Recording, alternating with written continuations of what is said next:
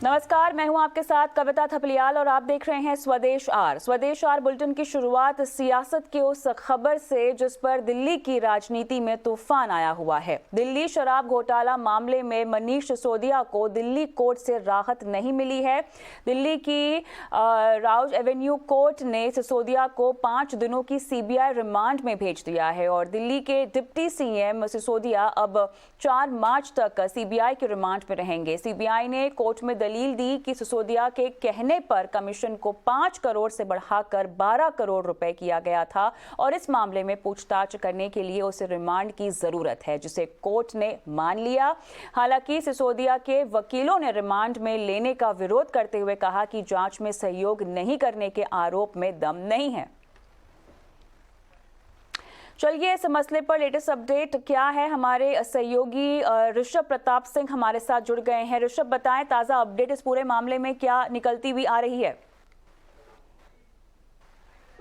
सुबह से गहमा गहमी का माहौल था, एक तनाव भरा माहौल था जब पुलिस, सीआरपीएफ, सीआईएसएफ और रैपिड एक्शन फोर्स की टीमों ने इस पूरी सड़क को जाम कर दिया था, बैरिकेडिंग कर दी गई थी और ऐसा लग रहा था जैसे ये पूरा इलाका एक छावनी में तब्दील कर दिया गया था। दीनदयाल उपाध्याय मार्ग को, राउज एवेन्यू हो या आम आदमी पार्टी का दफ्तर हो, चाहे बीजेपी का दफ्तर हो, पुलिस काफ़ी ज़्यादा तादाद में लगी हुई थी।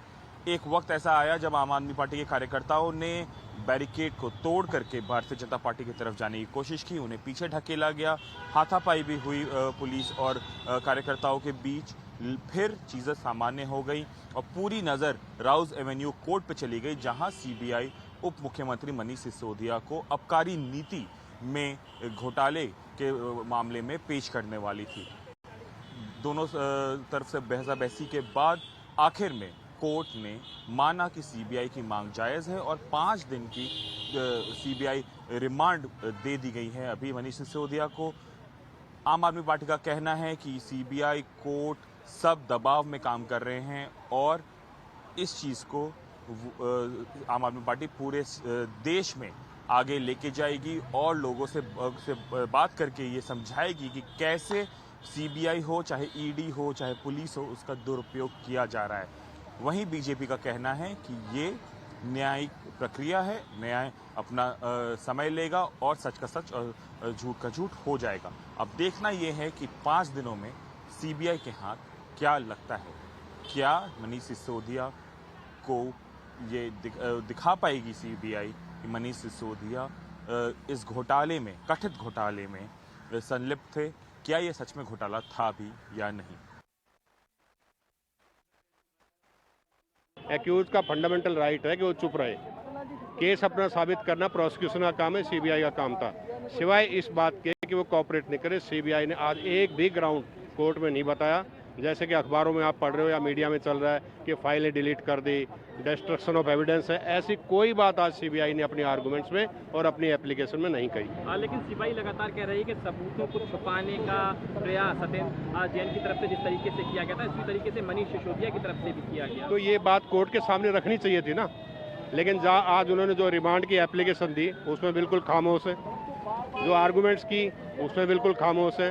कोई भी ऐसा कोजेंट ग्राउंड नहीं था जिस पे रिमांड दिया जा सके। कोर्ट ने रिमांड 5 दिन के लिए दी है। जिस तरह से आज तक मनीष सिसोदिया जी के घर पर छापा मारने के बाद सीबीआई को कुछ नहीं मिला, बैंक में छापा मारने के बाद कुछ नहीं मिला, गांव पे जाकर के सारा तहकीकात करने के बाद कुछ नहीं मिला, जिस तरह से पूरे देश भर में सैकड़ों जगह पर छापामारी करने के बाद आज तक कुछ नहीं मिला, कल 8 घंटे की जांच पूछताछ के बाद कुछ नहीं मिला, 5 दिन में भी कुछ मिलने वाला नहीं है। देखिए, मेमो अरेस्ट हो या इनका रिमांड एप्लीकेशन था, उनमें से कहीं भी कोई ऐसा रीज़न नहीं है जो कि as per the Supreme Court judgments valid हो। अब जुडिशियल प्रोसेस है, मैं उस पर कमेंट नहीं करूँगा, लेकिन सीबीआई की तरफ से there was no case made out. फिर भी बहुत दुर्भाग्यपूर्ण रहा कि जो उनकी 5 दिन की रिमांड की मांग थी वो ऑनरेबल जज ने पूरे का पूरा मान लिया। एक ऐसे व्यक्ति को जिसने कि शिक्षा में क्रांति किया, ऐसे व्यक्ति को जिसने शिक्षा के जरिए देश के लाखों करोड़ों बच्चों के जीवन में आशा किरण जगाई, इस प्रकार की चीज़ें जो हो रही हैं बहुत दुर्भाग्यपूर्ण है। ये घोटाला आबकारी नीति को लेके है, शराब नीति को लेकर है, शराब नीति। और किस तरह की नौटंकी की जा रही है कल से, ऐसा लगता है कि अरविंद केजरीवाल ने कसम संविधान के ऊपर हाथ रख के ये ली कि संविधान को तार तार करूंगा। शराब नीति घोटाले में अपनी कस्टडी में ले, जिससे कि पूर्ण रूप से विवेचना हो सके, दूध का दूध और पानी का पानी हो जाए, या ये कहें दूध का दूध और शराब की शराब हो जाए। बयानबाजी के साथ साथ दिल्ली में आम आदमी पार्टी के कार्यकर्ताओं ने पार्टी दफ्तर के बाहर जोरदार प्रदर्शन भी किया। सुरक्षा बलों से उनकी झड़प भी हुई है और कई नेताओं कार्यकर्ताओं को हिरासत में भी लिया गया है। आपके दफ्तर में भी पुलिस दाखिल हुई है। कल 8 घंटे की पूछताछ के बाद सिसोदिया को गिरफ्तार कर लिया था। वहीं दूसरी तरफ सिसोदिया की गिरफ्तारी को लेकर दिल्ली में सियासत का पारा हाई है। गिरफ्तारी के विरोध में आम आदमी पार्टी पूरे देश में प्रदर्शन कर रही है। हम आपको कई शहरों की तस्वीरें फिलहाल दिखा रहे हैं जहां आज जमकर विरोध प्रदर्शन हुआ। मुंबई, पटना, भुवनेश्वर में आप कार्यकर्ताओं और नेताओं ने जोरदार विरोध किया।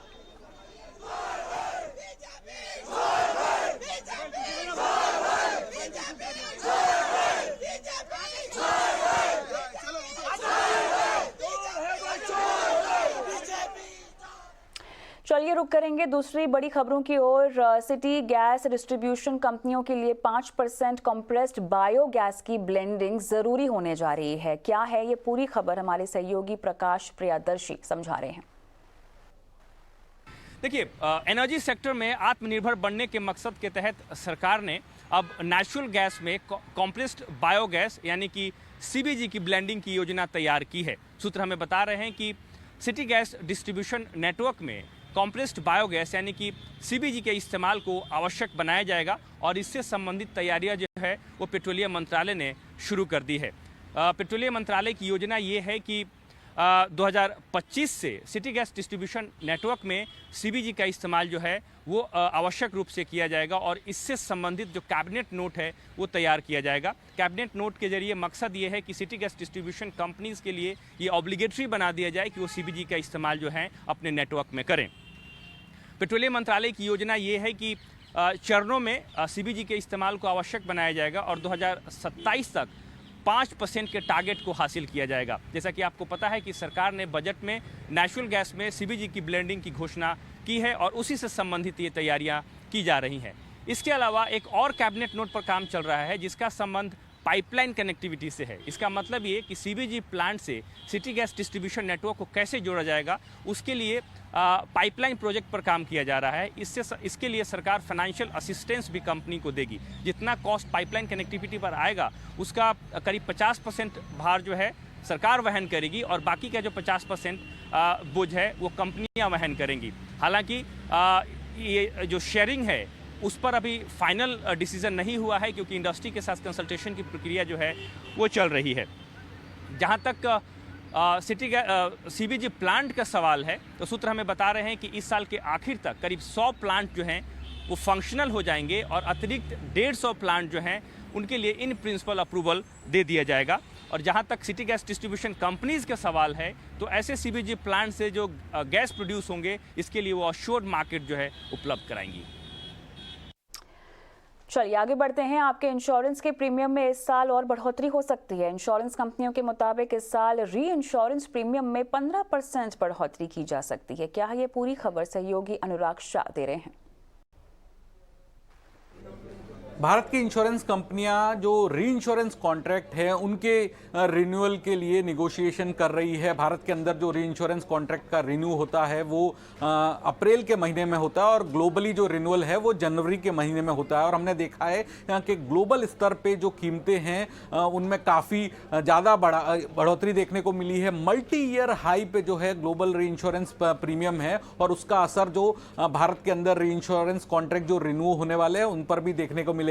सोर्सेज से मिली जानकारी के मुताबिक जो ओवरऑल री इंश्योरेंस प्रीमियम की जो लागत है वो इंश्योरेंस सेक्टर के लिए 15% तक बढ़ सकती है। और जो सबसे बड़ा सेगमेंट है प्रॉपर्टी कैटास्ट्रोफिक का सेगमेंट, जिसके अंदर फायर इंश्योरेंस, फ्लड, अर्थक्वेक जैसी तमाम सी चीज़ें शामिल होती है, वहाँ पर जो प्रीमियम है वो 30% तक बढ़ सकता है, ये इंश्योरेंस कंपनियों का मानना है। और इसकी मुख्य वजह यही है कि जो ग्लोबल स्तर पे री इंश्योरेंस प्रीमियम बढ़ोतरी हुई है, जो जनवरी के अंदर कॉन्ट्रैक्ट रिन्यू हुए हैं वहाँ पर 30 से 40% तक बढ़ोतरी देखने को मिली है। ग्लोबल प्लेटफॉर्म पर ग्लोबल इंश्योरेंस कंपनियों के द्वारा जो कोटेशन दिए गए और जो रिन्यूअल हुए हैं तो उसी का असर भारत में भी देखने को मिलेगा। तो कंपनियों का मानना है कि जो ओवरऑल कॉस्ट है वो री इंश्योरेंस प्रीमियम की वो 15% तक बढ़ सकती है और जो सबसे बड़ा सेगमेंट है वहाँ पर 30% तक का इजाफा हो सकता है प्रीमियम का, जो कि प्रॉपर्टी कैटास्ट्रोफिक का सेगमेंट है। तो इसका इनडायरेक्ट असर जो है वो इंश्योरेंस कंपनियों के प्रीमियम पे भी होगा, क्योंकि अपने एक्सपीरियंस के मुताबिक इंश्योरेंस कंपनियां अपना प्रीमियम भी बढ़ाएगी, उस प्रीमियम को पास ऑन भी किया जाएगा और उसका जो ग्राहक है उन पर भी असर पड़ेगा। लेकिन ये जो कंपनी से कंपनी वेरी करेगा। लेकिन जो भारत के अंदर रिन्यू होते हैं इंश्योरेंस कॉन्ट्रैक्ट, जिनके निगोशिएशन अभी जारी हैं और अप्रैल से जो नियम लागू होंगे, वहां पर जो भारतीय इंश्योरेंस कंपनियों को है वहां री इंश्योरेंस प्रीमियम के रूप में ज्यादा प्रीमियम देना होगा। एयर इंडिया के एमडी सीईओ कैंपबेल विल्सन ने कहा है कि एयर इंडिया विस्तारा के मर्जर की प्रक्रिया जारी है। रेगुलेटर से मंजूरी के बाद मर्जर की प्रक्रिया आगे बढ़ाई जाएगी। We expect to see some public manifestation of that integration be made public early in the next couple of months.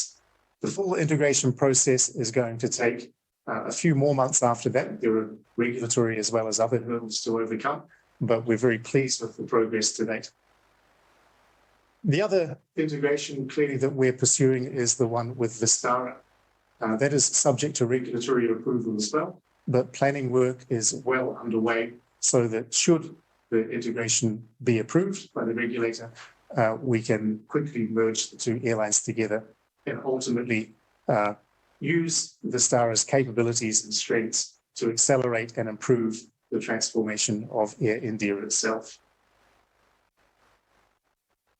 ने अपने विस्तार के मेगा प्लान में तेजी अब वो लेकर आए हैं। कंपनी ने अपने इंटरनेशनल और घरेलू बिजनेस को बढ़ावा देने के लिए बड़ा प्लान भी तैयार किया है। एयर इंडिया देश में 3 हब बनाने जा रही है।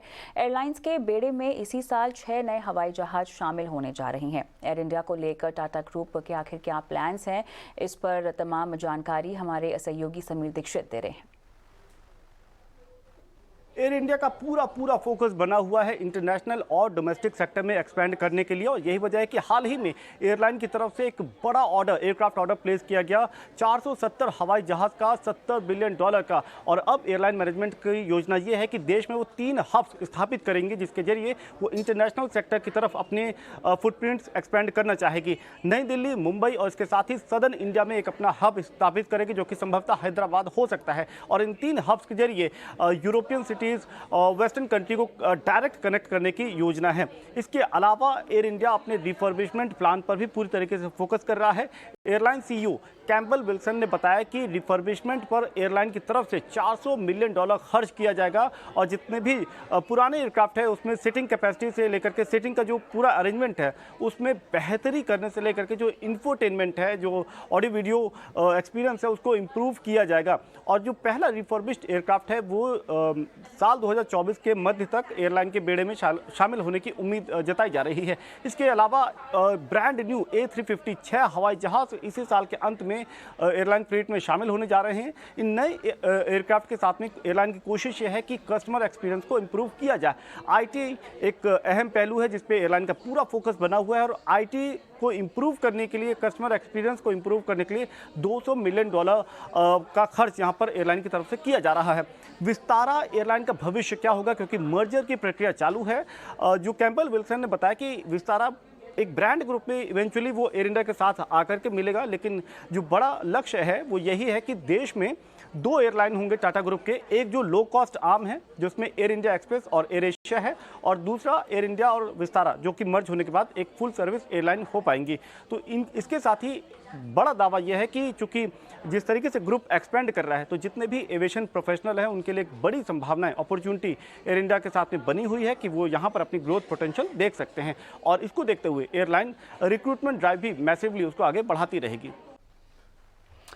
मेक इन इंडिया विमान का सपना जल्द पूरा होगा। कर्नाटक दौरे पर गए पीएम मोदी ने ये भरोसा जताया है। उन्होंने आज शिवमोगा एयरपोर्ट का उद्घाटन किया। 50 करोड़ रुपए की लागत से बने इस एयरपोर्ट से कर्नाटक के मध्य इलाकों की हवाई कनेक्टिविटी बढ़ जाएगी और इससे टूरिज्म और आईटी इंडस्ट्री के विकास में भी मदद मिलेगी। वहीं पेगलागवी जिले के दौरे पर पीएम जल जीवन मिशन के तहत 2500 करोड़ रुपए से अधिक की जल आपूर्ति परियोजनाओं का भी उद्घाटन उन्होंने किया आज।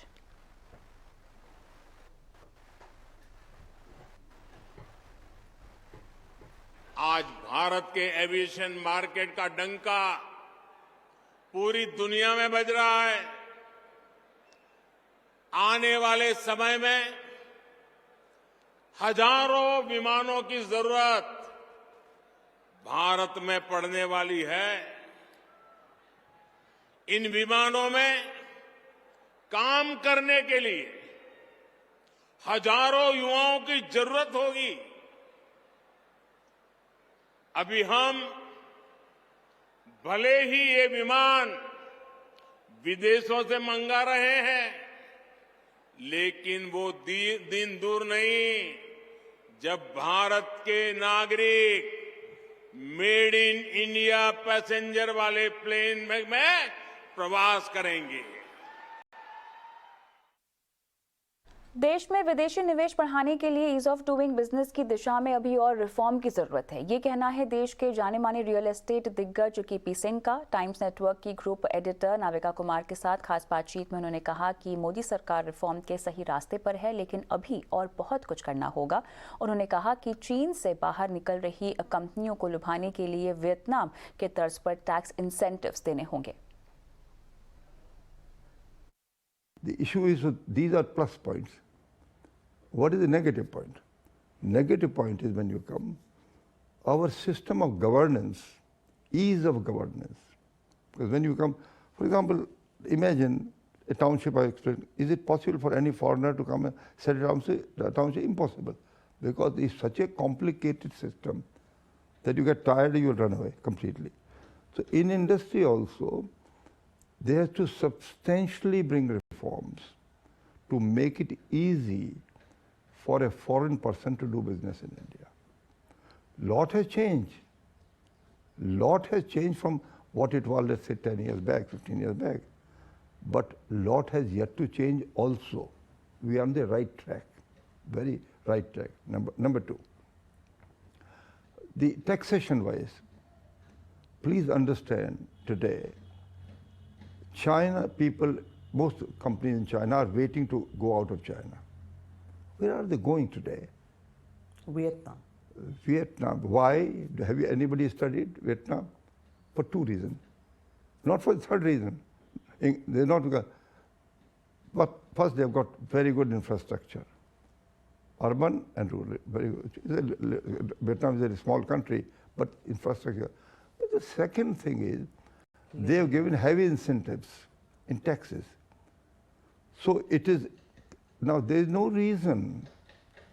The first preference of any foreign entrepreneur would be to invest into India because they have confidence in Mr. Modi's dynamism and governance. You see, outside people see he's strong governance, and likewise, so my feel if only they could do two things, make it easy.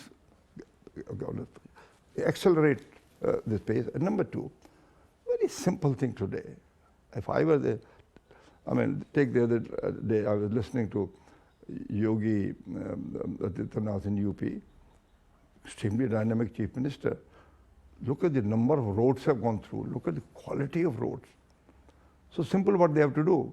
Acquire the land around the roads, as has been done all over the world, both sides.